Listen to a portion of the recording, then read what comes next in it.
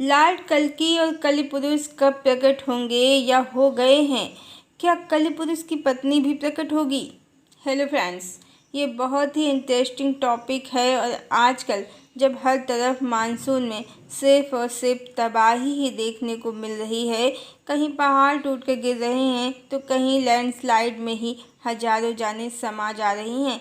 जल प्रलय तो लोगों को हैरान परेशान कर ही रहा है और ये सिलसिला लगभग 10 सालों तक चलने की संभावना है, जब तक बहुत से भौगोलिक परिवर्तन जो परमात्मा के द्वारा पहले से ही निर्धारित हैं हो नहीं जाते। और भारत देश में इस समय हर तरफ स्त्रियों के साथ घटने वाले आपराधिक मामलों का ग्राफ तेजी से बढ़ रहा है। मतलब अब स्थिति हर दृष्टिकोण से डरावनी होती जा रही है। प्रकृति रोज चेतावनी दे रही है, असभ्य असुर समाज को लील जाने की धमकी दे रही है, पर मनुष्य समझ नहीं पा रहे हैं, पाप कर्म बढ़ते ही जा रहे हैं। कलिकाल में मनुष्यों की चेतना शक्ति लगभग लुप्त ही है। हर बात को बहुत ही प्रैक्टिकल नज़रिए से मनुष्य देखते हैं। आज जो विनाश लीला चल रही है प्रकृति में, उसे मनुष्य ग्लोबल वार्मिंग का परिणाम बताते हैं, जबकि ये भौतिक जगत का सत्य है। जो 3D से परे का है वो सत्य ये है कि लोग पापी और अधर्मी हैं। पाप वृत्ति अपनी चरम सीमा को पार कर चुकी है। जितने भी संसाधन ग्लोबल वार्मिंग के लिए उत्तरदायी हैं, उनका उपयोग भी तो कहीं न कहीं पाप वृत्ति को संतुष्ट करने में ही हो रहा है। मूल में पाप वृत्ति ही है। सीधा सरल प्रकृति से युक्त जीवन की जगह सबको छल प्रपंच कपट से भरा दिखावटी जीवन ही पसंद है, वो भी दूसरों को दिखाने के लिए। और दूसरों को दिखाने के लिए ज़रूरत से ज़्यादा मनुष्य उन्हीं चीज़ों का उपयोग और प्रयोग करते हैं जो अंततः ग्लोबल वार्मिंग को बढ़ाते हैं। सेलिब्रिटी और नेता लोग इसमें सबसे आगे हैं। वो अकेले ही 100 लोगों के बराबर उन सुख सुविधाओं का मज़ा लेते हैं जो अपने पीछे ग्लोबल वार्मिंग को बढ़ा देती है। ये तो इस समय देश और दुनिया की हालत है और भारत इसमें काफ़ी आगे है। ये सब दृश्य तो भयंकर कलिकाल का ही है। वैसे हमने तो यही बताया है कि कोई कलि पुरुष नहीं है, ये एक ऊर्जा है अर्धज्ञान और अज्ञानता की। जब सतयुग, द्वापर और त्रेता कोई पुरुष नहीं है तो अकेला कलिकाल ही पुरुष कैसे बन गया? ये तो काल चक्र का एक हिस्सा या भाग है, समय चक्र है। पर पौराणिक कथाओं में राजा परीक्षित और कलयुग के वार्तालाप का उल्लेख है और इसीलिए लोग कलि पुरुष को एक बहुत ही इम्पॉर्टेंट या महत्वपूर्ण कैरेक्टर समझ रहे हैं। कुछ कह रहे हैं कि कलि पुरुष अमेरिका में है, कुछ कह रहे हैं कि कलि पुरुष चीन में है या इजराइल में। इसके लिए बाइबल की भविष्यवाणियों का वो हवाला भी दे रहे हैं। वैसे किसी ने ये भी कहा है कि कलि पुरुष भारत से ही है। तो यदि कोई कलि पुरुष है तो वो ही व्यक्ति हो सकता है जिसका रोल इस कलिकाल को प्रभावशाली बनाने में सबसे ज़्यादा प्रबल हो या प्रभावी हो। और जब भगवान कल्कि भारत से हैं तो कलि पुरुष भी भारत से ही होगा, कहीं और से नहीं। जहाँ भगवान प्रकट होते हैं वहीं उनका सत्व भी प्रकट होता है, जिसे राम, रावण, कृष्ण, कंस। ध्यान देने योग्य है, आज श्रीलंका अलग देश है। पहले ये सिर्फ लंका नगरी थी, आर्यावर्त का हिस्सा। तो जहाँ जिस देश में कल्कि हैं उनका परम शत्रु कलि राक्षस भी वहीं होगा, कहीं दूर क्यों होगा। भगवान के प्राकट्य के बारे में सब अलग अलग बातें करते हैं। कोई कहता है कि भगवान 2028 में प्रकट होंगे, कोई कहता है भगवान 2024 में प्रकट होंगे या हो गए हैं। और भगवान ने छद्म वेश भी धारण कर रखा है, यानी लोग उन्हें पहचान नहीं पा रहे हैं, अन्यथा वो सामने ही हैं। और लोग भगवान के बारे में ये भी कहते हैं कि उनका व्यवहार बच्चों जैसा होगा, यानी सीधा और सरल, जिस कारण भी लोग उनसे अपेक्षा ही नहीं करेंगे कि ये भगवान भी हो सकते हैं। ये सब हम क्यों बता रहे हैं?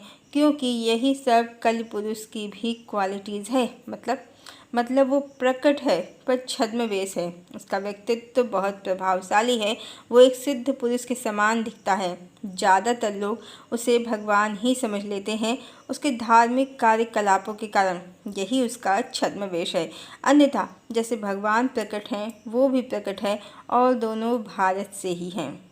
और कलि पुरुष की सबसे बड़ी विशेषता, वो बातें हमेशा शांति और प्रेम की ही करता है, पर उसकी नीतियाँ लोगों को आपस में लड़ाने वाली हैं। और वो पूरी दुनिया को एक मायावी संसार दिखाता है जहाँ सुख साधनों के ढेर होंगे, पैसा ही पैसा होगा।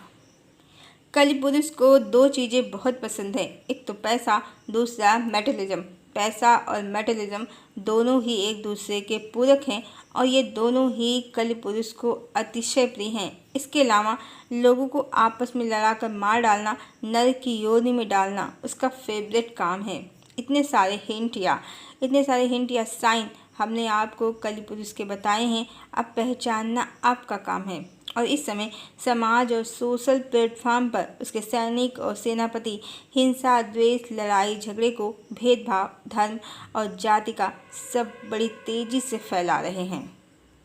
उसके दूसरे विभाग के सैनिक ईश्वर संबंधी भेदभाव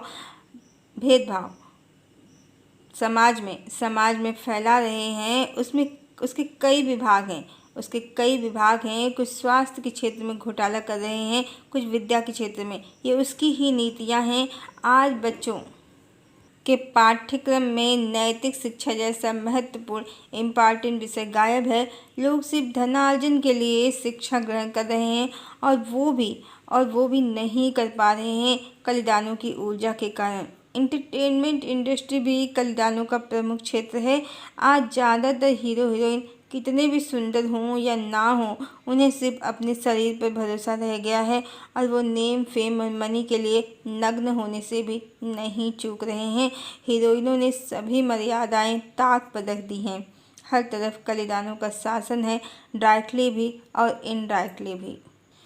अब जैसे देवी वैष्णवी भगवान कल्कि की शक्ति हैं, उनके ही कारण भगवान शक्तिमान हैं, तो कलिदानो जिसके कारण शक्तिमान है उसकी भी तो कोई शक्ति होगी। तो यहीं पर एक बहुत बड़ा सरप्राइज़ है लोगों के लिए। जैसा कि हम पहले भी बता चुके हैं, कल्कि एक स्त्री सूचक शब्द है और आने वाला युग नारी युग ही है। इस बार देवी भवानी आदि शक्ति की महिमा को समस्त विश्व जानेगा। तो फ्रंट में तो देवी ही हैं और बहुत ज़्यादा संभावना है जिस अवतार को लोग खोज रहे हैं वो कल्कि स्वयं आदि शक्ति हों और भगवान इस बार उनके प्रोटेक्टर की ही भूमिका में हों। जैसे द्वापर में वो अर्जुन के प्रोटेक्टर बने, सारथी बने। बहुत संभव है इस बार भगवान देवी के सारथी या प्रोटेक्टर हों। और यहीं पर कलिकाल के अंत का सबसे बड़ा सरप्राइज होगा।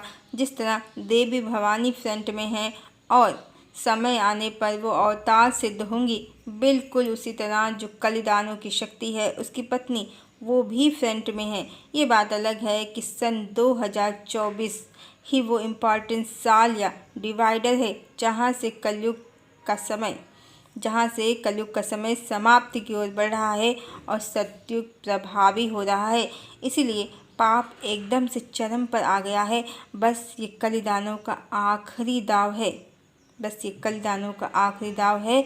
पर उसकी पत्नी जब तक सतयुग लगा नहीं था खूब धूम मचा रही थी, पर अब उसका समय और शक्ति दोनों ही धीमे धीमे कमज़ोर पड़ते जा रहे हैं और इससे उसको बहुत तकलीफ भी है। पर क्या कर सकते हैं, आदि भवानी के आगे चाहे कलिदानो हो या उसकी पत्नी या असुर, किसी की भी चलने वाली नहीं है। तो कलिकाल के अंत के सबसे बड़े सरप्राइज और भविष्य की अद्भुत घटना के लिए तैयार रहिए और कि जब ये भेद खुलेगा कि अवतार देवी आदि शक्ति हैं, इस बार तो ये भेद भी खुल जाएगा कि कलिदानो कौन है और उसकी पत्नी कौन है। और त्रेता युग में जो देवी सीता के जीवन में कंटक बोने वाली थी वही इस बार कलिदानव की पत्नी की मुख्य भूमिका में है, यानी शूर्पणखा। वो अपनी तरफ से बहुत प्रयास कर रही है कि किसी भी तरह देवी भवानी का सत्य कभी प्रकट ना हो समाज में, कि राम और कृष्ण एक ही हैं और सीता और राधा एक ही हैं। वो भगवान की कई पत्नियां बताती है और साथ ही स्वयं को आदिशक्ति वैष्णवी बताती है। यानी इस बार भी वो पूरे तन मन धन से लगी है, किसी भी प्रकार कल्कि से उसका विवाह हो जाए और आदिशक्ति को उनका अधिकार और सम्मान कभी भी समाज में ना मिल पाए। पर ये द्वापर नहीं है कि भगवान हजारों आसक्त स्त्रियों की इच्छा पूर्ति हेतु भगवती से विरह सहें और हजारों के पति बन जाएं। ये कलिकाल के अंत और सतयुग के अवतरण का समय है, युगावर्तन का समय है। जैसा कि इस बार भगवान की कहानी भगवती को समर्पण की ही कहानी है। इस पर हम पहले भी बहुत से वीडियो बना चुके हैं जो चैनल पर अवेलेबल हैं, आप देख सकते हैं। तो अब शूर्पणखा या कलिदानव की पत्नी की कोई भी चाल कामयाब नहीं होगी। भगवान सतयुग की स्थापना भी करेंगे और भगवती के प्रति अपना प्रेम और समर्पण भी सिद्ध करेंगे। इस पर भी हम बहुत से वीडियो बना चुके हैं।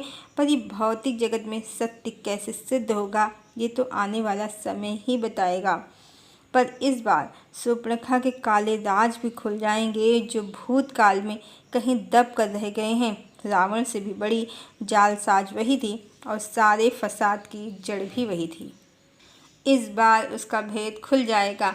इस बार कलिकाल के अंत के साथ बड़े बड़े सरप्राइज मिलेंगे। भगवान कल्कि कौन है, कली राक्षस कौन है, ये तो सबको पता चलेगा ही। देवी भवानी कौन है और कौन है कलिदानव की पत्नी, ये भी प्रकट होगा। हरिओम।